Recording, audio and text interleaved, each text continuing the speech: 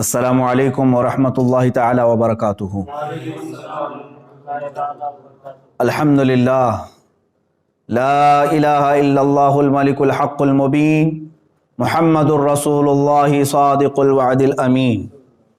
हज़रात मोहतरम, आज थोड़ी देर कबल हिंदुस्तान के सबसे बड़े आतंकवादी नरसिंहानंद ने एक छोटी सी वीडियो ट्वीट करके और मुझे भिजवाई है। मेरे मुबाहिले के चैलेंज को एक्सेप्ट करते हुए उसने कहा है कि मैं मुफ्ती सलमान अज़हरी की चुनौती को स्वीकार करता हूँ। तो अब सुनो, ये बड़ी खुशी की बात है मेरे लिए कि अब तक गुफे में बैठकर जो गीदड़ भौंकता था वो आज बाहर आने की हिम्मत दिखा रहा है। और याद रखना, अल्हम्दुलिल्लाह मैं आज भी अपने उसी मुबाहिले के चैलेंज पर बरकरार हूँ और इंशाअल्लाह अज़ीज़ एक कदम भी पीछे नहीं हटाऊंगा इंशाअल्लाह। अब ये कहता है, तारीख बता, दिन बता और जगह बता। तो सुन ले, जगह तो तेरे चेले ने खुद ही बताया था, दिल्ली के रामलीला मैदान में आने की। ये बात मैंने नहीं कही थी। तारीख दिन मेरा होगा, जगह और परमिशन के मामलात तेरे होंगे। ये पहले वाली वीडियो में भी मैंने स्पष्ट किया है। इसलिए मैं इस पर जोर दे करके कह रहा हूँ कि हुकूमत की सारी पुश्तपनाही तुम्हारे साथ है, यह हमें अच्छी तरह से मालूम है।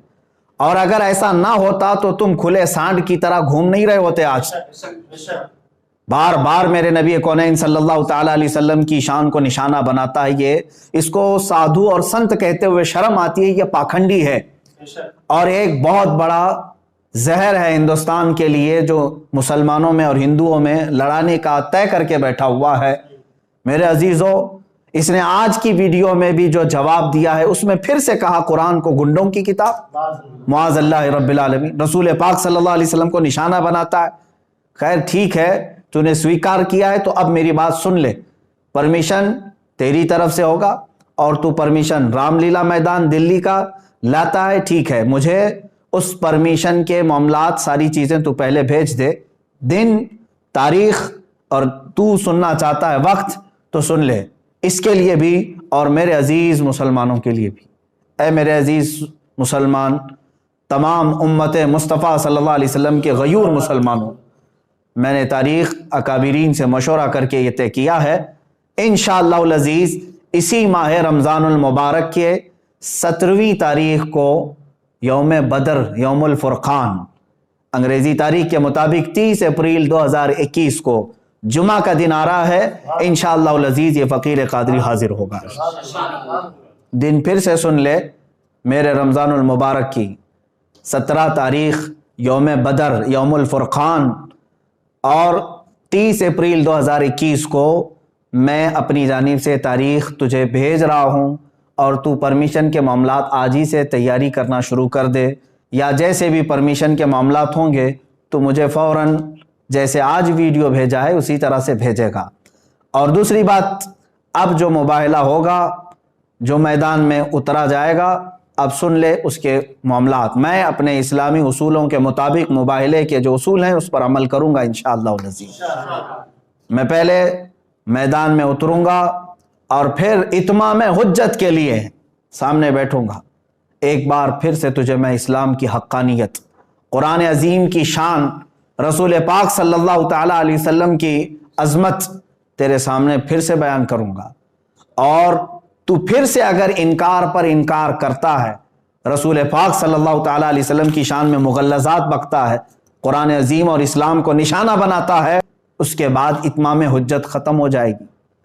मेरी तरफ से जो तुझे इस्लाम की हक्कानियत बतानी थी वो मुकम्मल होने के बाद तू भी बैठ जा, मैं भी बैठता हूँ। तूने कहा है ना कोई चीज़ नहीं लेकर के आऊँगा, देवी को और माँ को अपने अंदर लेकर के आएगा। बहरहाल जिस देवी और देवता की तू पूजा करता, इबादत करता है, तू बैठ करके अपनी देवी और देवताओं को पुकारेगा और मैं अपने रब्बे ज़ुल जलाल खालिक़े कायनात अल्लाह रब्बुल इज़्ज़त को पुकारूंगा और मैं ये अर्ज़ करूंगा कि ऐ अल्लाह, इसमें जो झूठा है उस पर तू लानत भेज और उसको तू अपने अज़ाब का निशाना बना दे।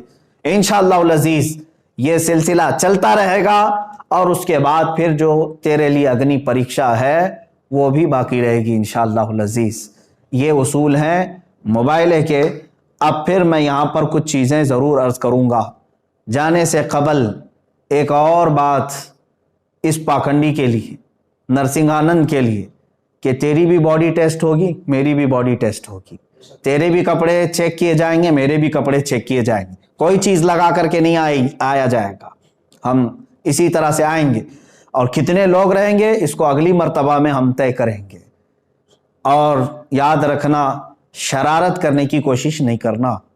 اگر تو اپنے گوفے سے باہر آنے کی ہمت دکھا رہا ہے تو پھر سے میں تجھے کہتا ہوں، بزدلوں اور کائروں کی طرح سے شرارت نہیں کرنا۔ جس طرح تو اپنے گوفے میں بیٹھ کر کے عام بھولے بھالے ہندوؤں کو ہتھیار سے لیس ہونے کی دعوت دیتا ہے، لڑانے کے لیے ابھارتا رہتا ہے، اس طرح اگر تو نے دلی میں رائٹس کرنے کی کوشش کی، ہندو مسلمان فسادات کرنے کی کوشش کی، اس کا سارا ذمہ تیرے سر پر ہوگا۔ اس لیے کہ میں ہندو مسلمان لڑائی کا، فساد کا حائل نہیں ہوں۔ میری لڑائی عام لوگوں سے نہیں ہے، صرف تیرے سے ہے، تجھ پاکھنڈی سے ہے، جو تو اپنے مغلظات کے ذریعے سے اسلام کو اور قرآن کو اور میرے آقا کو نشانہ بناتا ہے۔ سب کو معلوم ہے تو سیاست کے لیے یہ تمام چیزیں استعمال کر رہا ہے، لیکن آج بات آ گئی ہے میرے نبی محترم صلی اللہ تعالیٰ علیہ وسلم کی۔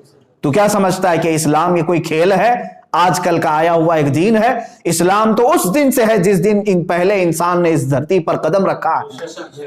میرے رب ذوالجلال کا ہر گھڑی انشاءاللہ العزیز اعانت کا وعدہ ہے قرآن پاک میں، اور مجھے یقین کامل ہے۔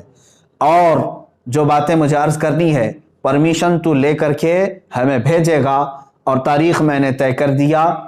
پھر ایک بات، تو جل کر مر گیا تو اس کی ذمہ داری میری نہیں ہوگی، یہ بھی لکھ کر کے پہلے سے دے دینا، کسی ایڈوکیٹ کے ذریعے سے بنا کہ میں اپنی خوشی سے جل کر کے مرنا چاہتا ہوں، اس لیے کہ بعد میں تیرے جل کر مرنے کے بعد نہ یہ ذمہ داری میرے اوپر ہوگی اور نہ ہی کسی مسلمان پر ہوگی۔ اور انشاءاللہ العزیز مجھے یقین ہے میرے دین پر، اور رسول پاک صلی اللہ تعالیٰ علیہ وسلم کی حقانیت پر اور قرآن پر یقین ہے، جو ہوگا میرے رب تعالیٰ کی مدد ضرور آئے گی۔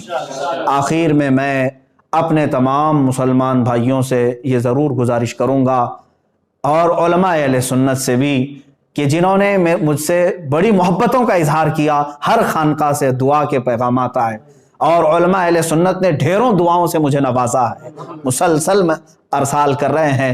کئی حضرات نے مجھے اپنی نیکیاں، اپنے نوافل میں یاد کیا۔ بہرحال میں تمام ہی نوجوانوں سے کہنا چاہوں گا، اے مسلمانوں، اب مجھے بتاؤ، میرے آقا صلی اللہ تعالیٰ علیہ وسلم پر اس قدر مغلظات بکنے کے بعد اب جینے کا مطلب کیا رہ جاتا ہے؟ اب جینے کا مطلب کیا رہ جاتا ہے یہاں پر؟ اور پھر میں یہ سمجھ لوں گا کہ اگر اس وقت کے آنے سے پہلے اس نے کوئی شرارت کی، دباؤ بنا کر کے میری گرفتاری یا مقدمے میں گھسیٹنے کی کوشش کی، تو پھر میں سمجھ جاؤں گا کہ تو سب سے بڑا کائر ہے اور بزدل ہے، اور پھر یہ بھی میں سمجھ جاؤں گا حکومت کی ڈبل پالیسی کیا ہے۔ جگہ جگہ سے اس پر ایف آئی آر ہوئے ہیں، دسیوں مقدمے ہو گئے، لیکن اس کو کوئی اریسٹ نہیں کر رہا آج تک۔ کھلے سانڈ کی طرح سے وہ گھوم رہا ہے، زہر پھیلا رہا ہے، آج تک زہر پھیلا رہا ہے۔ اور اگر مجھ جیسا ایک عالم انصاف کی گہار لگائے، اگر مجھے گرفتاری کے بارے میں یا مقدموں کے بارے میں بات آتی ہے، تو پھر یہ ڈبل پالیسی بھی سمجھ میں آئے گی۔ جس طرح مجھے آج ہی میرے گھر پر پولیس بھیج کر کے نشانہ بنانے کی کوشش کی گئی، وہ جس کی طرف سے بھی پولیس آئی ہوگی، لیکن اگر ان معاملات میں یہ شرارتیں بھی تو کرے گا تو بھی کان کھول کر کے سن لے، میرا یہ چیلنج کبھی ختم نہیں ہوگا انشاءاللہ، کبھی ختم نہیں ہوگا۔ اگر دباؤ میں آ کر کے کسی نے گرفتاری اور دیگر معاملات کر بھی دیے میرے ساتھ، ارے میرا قتل بھی کر دیا، انشاءاللہ العزیز ہندوستان کے ہزاروں عاشقان مصطفیٰ ہیں جو پھر کھڑے ہو کر کے تجھے للکاریں گے، پھر للکارا جائے گا تجھے، اور یہ ختم نہیں ہوگا۔ اور تم اپنی طاقت اور سیاست کا استعمال کرو، انشاءاللہ العزیز ہر سنی مسلمان اپنے عشق رسول کی طاقت کا استعمال کرے گا انشاءاللہ، ہمیں یقین ہے۔ اور تمامی مسلمانوں سے پھر سے میں کہوں گا، آج سے دعاؤں میں لگ جاؤ، اور تم ذرا برابر بھی ہلکا پن محسوس نہ کرنا، اس لیے کہ یہ میرے گھر کی بات نہیں ہے، یہ میرے اپنے ناموری کی بات نہیں. اگر کوئی بدگمانی کرتا ہے تو میں اس سے پھر معذرت کے ساتھ کہوں گا واللہ باللہ تاللہ میں نے ہرگز اپنی ناموری اور شہرت کے لیے یہ چیلنج نہیں کیا ہے. دل جل رہا تھا اسلام کی حقانیت اور رسول مختار صلی اللہ تعالی علیہ وسلم کی شان اور قرآن کی شان کے اظہار کے لیے میں نے چیلنج کیا, اور مجھے یقین کامل ہے انشاءاللہ العزیز, یقین کامل ہے فتح ہوگی تو اللہ رب العزت کے ان بندوں کی فتح ہوگی, کیونکہ قرآن میں مولا نے فرمایا کان حقا علینا نصر المؤمنین, اللہ فرماتا ہم نے اپنے اوپر لازم کر لیا ہے ایمان والوں کی مدد کریں گے. میرا رب فرماتا ہے کتب اللہ لاغلبن انا ورسلی ان اللہ قوی عزیز, اللہ نے یہ لکھ دیا ہے کہ غالب آؤں گا تو میں اور میرے رسول, اور بے شک اللہ قوت والا اور غالب آنے والا ہے. اور پھر میرے رب تعالیٰ نے یہ بھی فرما دیا ہے هو الذی ارسل رسولہ بالہدی ودین الحق لیظہرہ علی الدین کلہ, وہ اللہ ہے جس نے اپنے رسول کو دین حق کے ساتھ بھیجا ہے, دین حق کے ساتھ بھیجا ہے, کسی آتنک کے ساتھ نہیں, اس لیے کہ وہ تمام ادیان میں غالب آئے. اور میرے رب تعالیٰ کے اس کلام مقدس پر یقین رکھو اے سنی مسلمانوں. اور پھر میں گنگناتے ہوئے یہ پیغام ہر ایک سنی مسلمان سے کہوں گا تم بھی آج سے اس کو ورد زبان بنا لینا, اس لیے کہ رزم گاہ حق و باطل اب گرم ہو چکا ہے. اب حق و باطل کے معرکے کی ان تمام تماشا بین مت بننا, حصہ بننے کی کوشش کرو, حصہ بننے کی کوشش کرو. یا رسول اللہ کروں تیرے نام پہ جہاں فدا, نہ بس ایک جہاں دو جہاں فدا, دو جہاں سے بھی نہیں جی بھرا, کروں کیا کروڑوں جہاں نہیں, ایک جان کیا ہے اگر ہو کروڑوں, تیرے نام پر سب کو وارا کروں میں. یا رسول اللہ ابھی وہ امی فدا کا آقائی و مولائی آپ کی شان میں مغلظات بکے جا رہے ہیں اور ہمارے کان ابھی تک سننے کے لیے باقی ہیں. ہم معذرت چاہتے ہیں یا رسول اللہ, اے اللہ کے نبی صلی اللہ تعالی علیہ وسلم, ہم گناہگاروں کو ایک بار پھر سے معاف فرمائیں, اور دین حق اللہ رب العزت کے نصرت کے لیے, دین حق کی نصرت کے لیے دعا ضرور فرمائیں. اور تمامی مسلمانوں سے پھر سے کہوں گا دل کو حاضر رکھتے ہوئے میرے مصطفیٰ صلی اللہ علیہ وسلم کی طرف توجہ کرتے ہوئے, کون سا دن میں نے بتایا ہے, یوم الفرقان, یوم بدر, جس دن میرے مولا نے 5000 فرشتے اپنے نبی کی حمایت کے لیے اتارے تھے. آج تم پھر سے رزم گاہے حق و باطل میں چلو اور پھر یوں کہو لبیک یا رسول اللہ, لبیک یا رسول اللہ, لبیک یا رسول اللہ.